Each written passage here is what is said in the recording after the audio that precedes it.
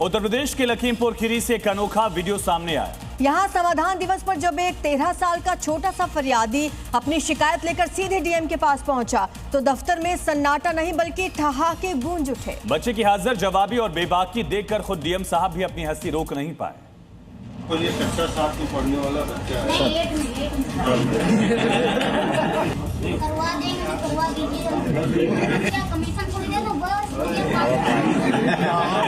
DM दफ्तर में अमूमन गंभीर चेहरे दिखाई देते हैं, लेकिन इस 13 साल के बच्चे ने वहां का माहौल ही बदल दिया। परिवार का घरेलू विवाद लेकर पहुंचे इस नन्हे फरियादी ने जब बोलना शुरू किया तो बड़े बड़े अधिकारी बस उसे देखते रह गए। बात इतनी मजेदार थी कि जब डीएम साहब ने बच्चे की क्लास बताने में थोड़ी सी चूक की तो इस नन्हे जनाब ने तुरंत साहब की गलती सुधार दी। देखो ये कक्षा 7 में पढ़ने वाला बच्चा है। 8 में पढ़ने वाला बच्चा है। बात सिर्फ यहीं खत्म नहीं हुई। जब डीएम ने मामले को सुलझाने के लिए एसएचओ को बुलाया तो बच्चे ने थानेदार साहब को ही ईमानदारी का पाठ पढ़ा दिया और सिस्टम पर ऐसा तंज कसा कि सब हंस पड़े। करवा देंगे तो करवा दीजिए। कमीशन थोड़ी दे दो बस।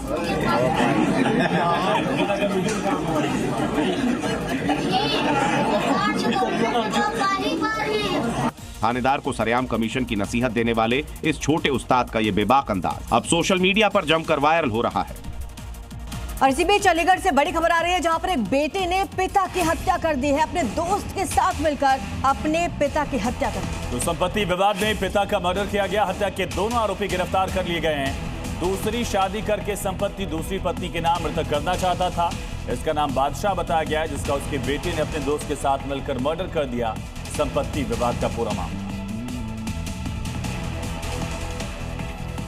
यूपी में सरकारी जमीनों से अवैध कब्जा हटाए जाने के बाद उन जमीनों को गरीब और बेघरों के आशियाने के तौर पर वहां सौंपा जा रहा है। और संभल में मुख्यमंत्री योगी ने करोड़ों की जिन विकास योजनाओं की नींव रखी उसमें एक परियोजना कब्जा मुक्त हुई जमीनों पर गरीबों को पट्टा पर दिए जाने की भी थी।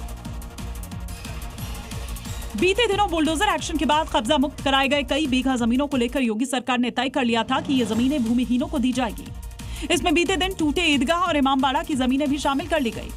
सरकार के इस फैसले से जहां बेघर और भूमिहीन परिवारों में उम्मीद जगी है तो कुछ मियां भाई नाराज भी दिखे। ये दुख अपनी जगह है, लेकिन प्रशासन की कार्रवाई के बाद पूरा इलाका समतल हो गया है और अब यहां गरीबों के आशियाने आकार लेंगे।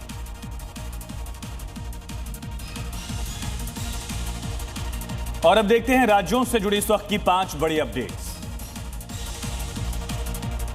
केदारनाथ पैदल यात्रा मार्ग पर बोल्डर और मलबा गिरने के बाद बहाली कार्य जारी है। यात्रियों की आवाजाही सुचारू है, जबकि धाम में फंसे घोड़े खच्चरों को वन वे व्यवस्था के तहत निकाला जा रहा है। फिलहाल डंडी कंडी सेवा अभी बंद है और सुरक्षा जांच के बाद ही फैसला लिया जाएगा।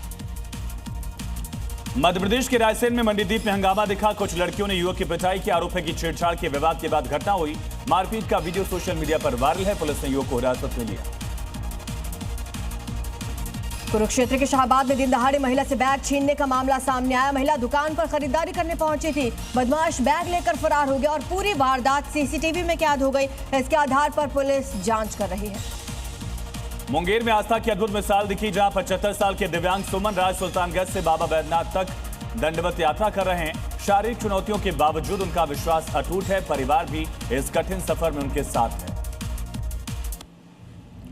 छत्तीसगढ़ के जांजगीर चांपा में भारी बारिश के बीच डैम में दरार आने से हड़कंप मच गया। प्रशासन ने तुरंत राहत और बचाव अभियान चलाया। 125 लोगों को सुरक्षित निकाला गया। जल संसाधन विभाग की टीम बांध की मरम्मत में जुटी है। वहीं प्रशासन स्थिति पर लगातार नजर बनाए हुए है।